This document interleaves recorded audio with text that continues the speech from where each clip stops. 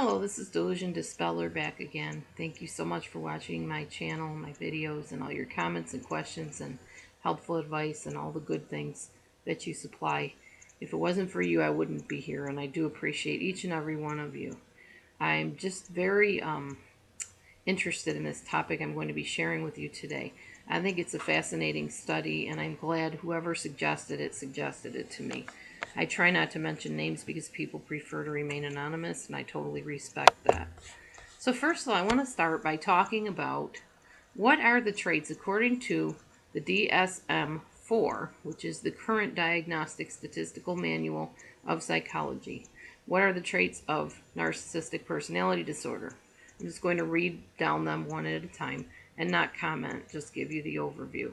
First of all, an exaggerated sense of one's own abilities and achievements. An exaggerated sense of one's own abilities and achievements. The next one is a constant need for attention, affirmation, and praise.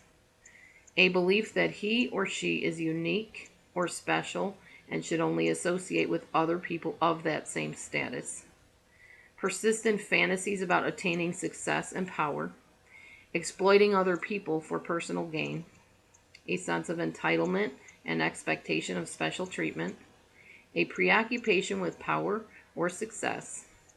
Feeling envious of others or believing the others are envious of him or her, and a lack of empathy for others. That's a good way to start our video series here, because I'm going to indeed be talking about some narcissistic behaviors in light of the Bible and Christian beliefs. Okay, the first thing I want to talk to you about. So are narcissists Christians? Can they be Christians? I don't believe so, specifically because Christianity is a certain set of characteristics, traits, behaviors, maybe not traits, but behaviors that one adheres to, that claims to be one, a Christian. So the first thing is, let's look at love. Our form of love in Christianity is esteeming others higher than yourself, putting other people's needs first, not at the expense of yourself, but always looking to make sure the other person's needs are being met too. In a narcissistic person, they have a false self-love. What I mean by that is they created a false self so they don't have to deal with their emotions and feelings that they've stuffed on down inside of themselves. And they love that image that they portray to you. So, does that line up with what the Bible says about love? Not at all.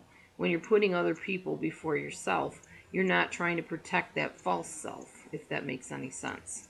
Okay. And I might add that this protection of the false self is first and foremost in the narcissist plan. No matter what they do, it's always about looking good and looking like they're the ideal citizen, the novel friend, the perfect parent, when they're really not, and their behaviors are not lining up with that at all. Okay, the next thing is, we're supposed to bear one another's burdens as Christians. The narcissist is more like a Pharisee, and what the Bible says about Pharisees is that they bound heavy burdens they themselves would not be willing to bear. If you did to a narcissist, if you could flip the tables on them instantly and did to them immediately on the spot what they do to you, they would not be willing to go through that without a fight. Yet they expect you to do that for them, to go through it without complaining and just being so grateful that they even acknowledge your presence or allow you to be in the same breathing space with them. So they are like Pharisees. They will not do what they put you through and make you do.